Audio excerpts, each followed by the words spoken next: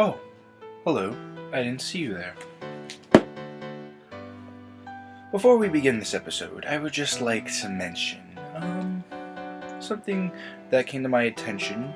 Megaman. He's on Smash Brothers. You see this one? You see this one? It doesn't have Mega Man in it. No, neither does this one. But the new one. You can check the website. It's on. There's a website. You can check the website. Megaman.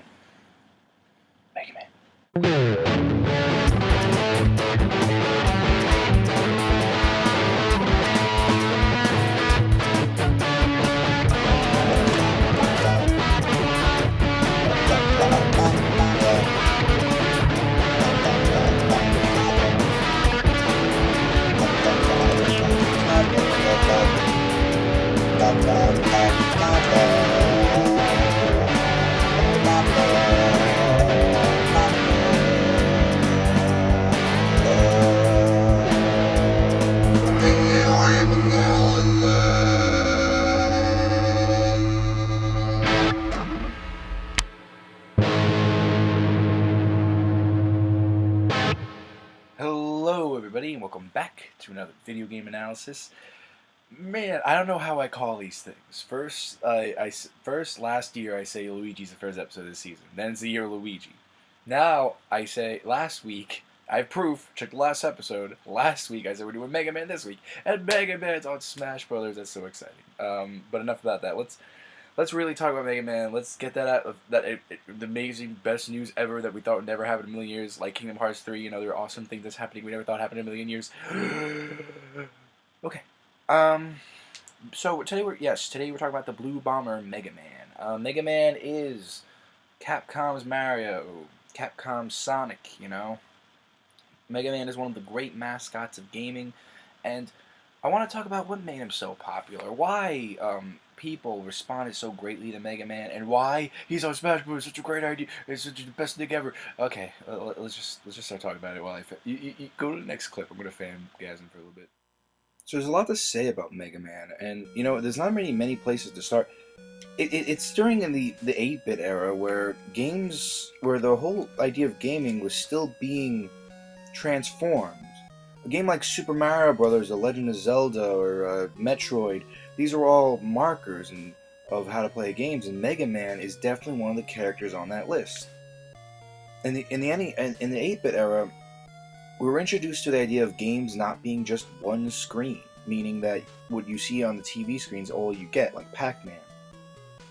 You can go out into a world and discover and see, and maybe the stories aren't always that complex, but you can see stories and you can learn and grow.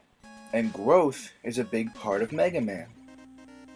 Mega Man's idea is, at least in the Classic and the X series, the idea is Mega Man goes from place to place to defeat robot masters and evil enemies, and when he beats them, he gains their ability, that's the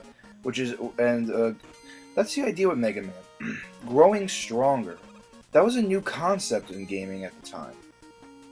It's like when Zelda, The Legend of Zelda did touch on that a little bit. They with the sword and getting weaponry, but you still had the same ability. You were still able to go. Probably weren't able to go everywhere, but Mega Man developed on that fact. They created something bigger with that idea. And that's the thing with Mega Man. Everything is made bigger, especially for NES title. This series will go on to having 10 games, a classic series as it's called, and 2 of them are on the WiiWare itself, in 8-bit style. Everyone loves Mega Man, except for Capcom. And it's not just the growth, which really makes playing a Mega Man game satisfying. There's also other factors that make playing a Mega Man game satisfying as well. For one thing, everything had a lot of thought being put into it, because this was during a time where every company wanted their mascot. Like Nintendo had Mario, Sega had Sonic, Capcom has Mega Man. And with Mega Man, you have difficulty. Mega Man is known for his difficulty. This is where the thought really comes out to shine, and which is it's much more apparent in the X series. The difficulty is so fair.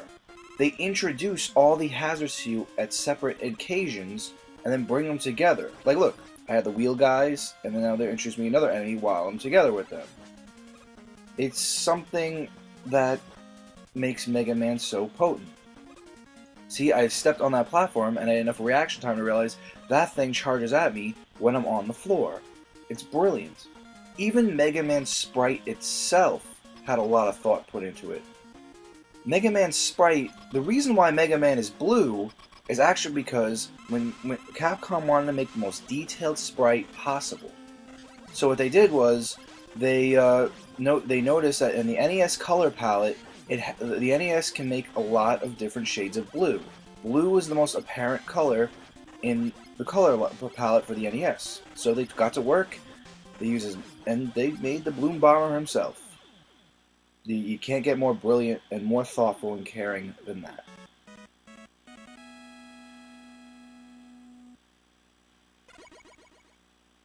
What got me into Mega Man, it really took a while because, I mean, as a kid, I had little experiences with Mega Man, but really, like, I just didn't like how hard it was. But you know, when I really started to understand the underlying idea of Mega Man as I got older and I wanted to take on challenges a little more, I found that Mega Man is just a great game. It's such a satisfying experience, and not many games that go out of its way to be very difficult come out so successful and satisfying. Like really, like many NES games, the games would be very short because there's not a lot of memory. There's a lot of limitations. So what you would do is, what a developer would do is to make their games feel longer is they'll add difficulty. They might add backtracking. They might do all these things that people might find annoying. But when you really think about and care about your game, you make something like Mega Man. There's no other way to describe it. Mega Man's a prime example of what it's like to put so much great thought in your games. True developers have the best ideas, and the best ideas usually become mascots and great franchises. It's just something that's so incredible. And when Mega Man is just one of those franchises I love more and more and more the more I get experience with it. I mean, I don't like every Mega Man game. I'm not a big fan of the Legends series and stuff like that, but you know, it's just really something that anyone can get into depending on a series. I know a friend who hates the classic series, but he likes the Battle Connection series. I believe it was Battle Connection, something like that. I know people love the X series, but don't like the classic series. I know people like the classic series, but doesn't like the X series. I'm one of those people. I mean, I like Mega Man X1, but after that, I didn't really get into it that much. But Mega Man Classic's my thing. There's so many ways to experience Mega Man. You know, it's all good. You know what I'm saying? And like many other series, as Mega Man grows, he gets new ideas. He gets new ways to play the game. Some of them making things more convenient. Some of them making things more detailed. We have a much more detailed opening here in Mega Man 5 than we did in Mega Man 2. And Mega Man became so popular naturally because he's Sega's Mario. He's wow, that was a mess up. He's Capcom's Mario.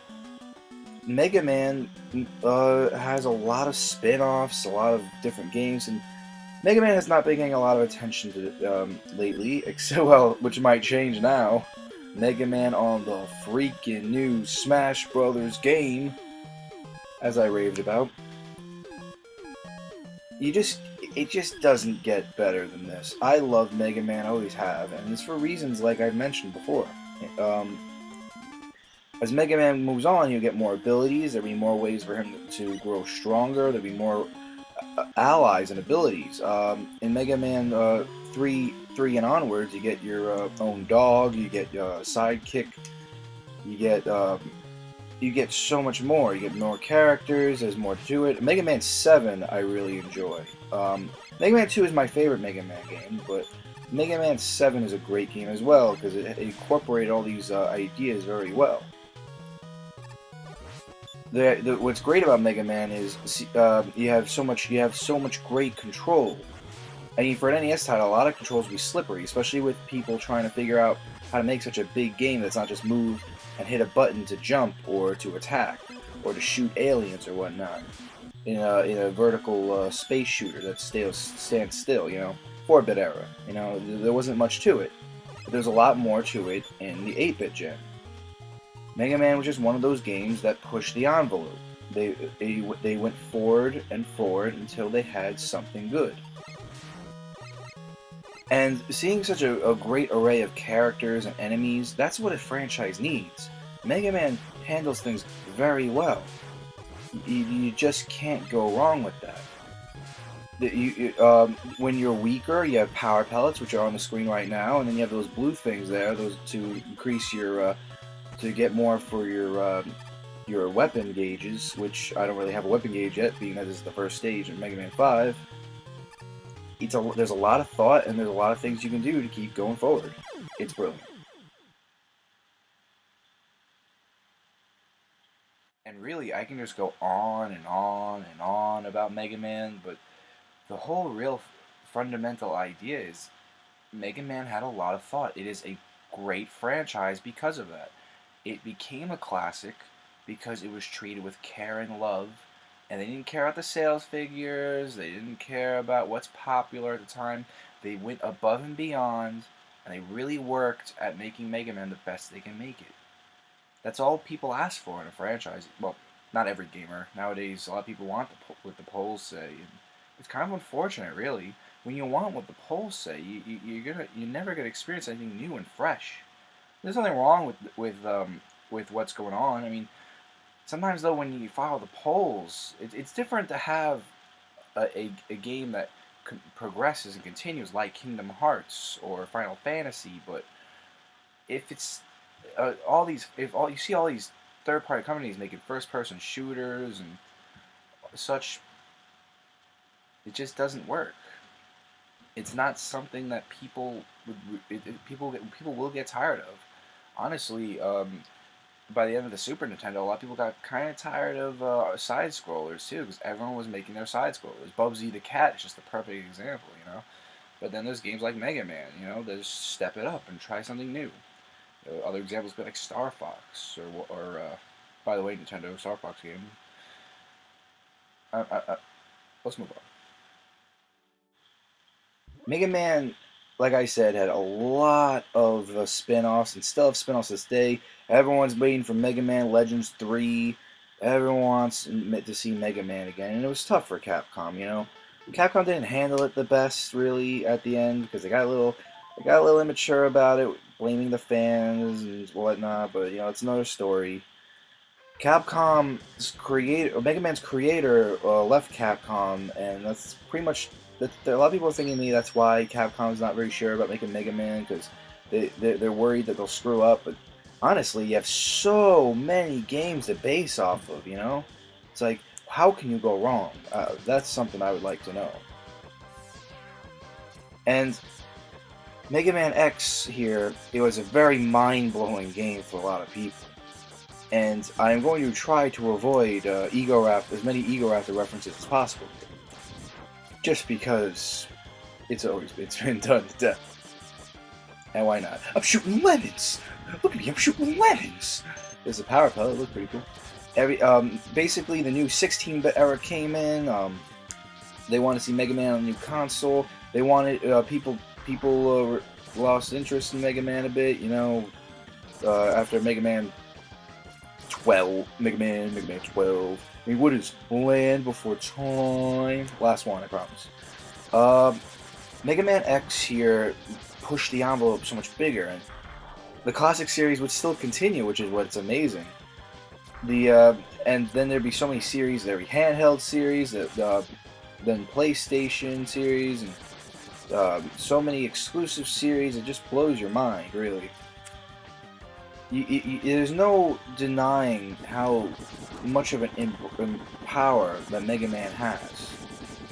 Will we see a new Mega Man game soon with him on Smash Bros? I'm very certain of that, but it's hard to say.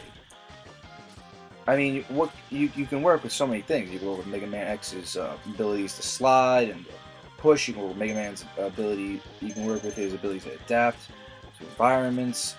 And it's the level design that really, like many platformers, that really make games like Mega Man so great.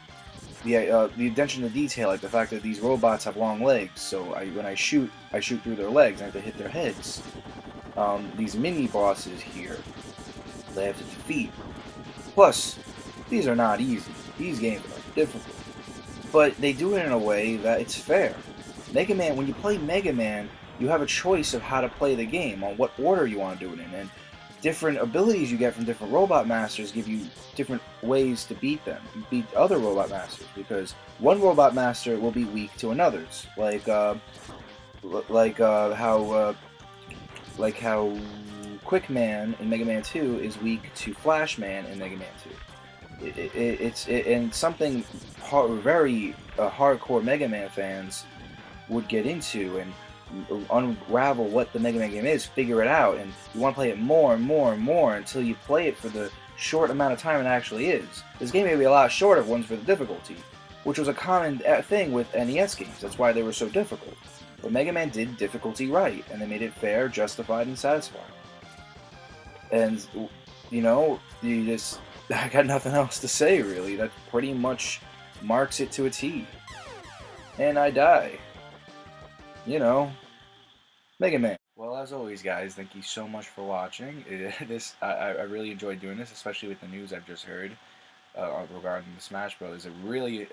Like, I've always very enthusiastic about making these videos, but this one really, I'm sure you could tell, this one the Smash Bros. News really raised me up because everyone asked for Mega Man and Smash Bros. And the fact that it was delivered, especially with Capcom's treatment of Mega Man lately, it's just unbelievable. And I said that to death. But thank you guys. Thank you for watching. Thanks for just being there, you know. Next time, you know what? Next time I want to look at the Star Fox games, and I want to analyze, you know, just how Star Fox.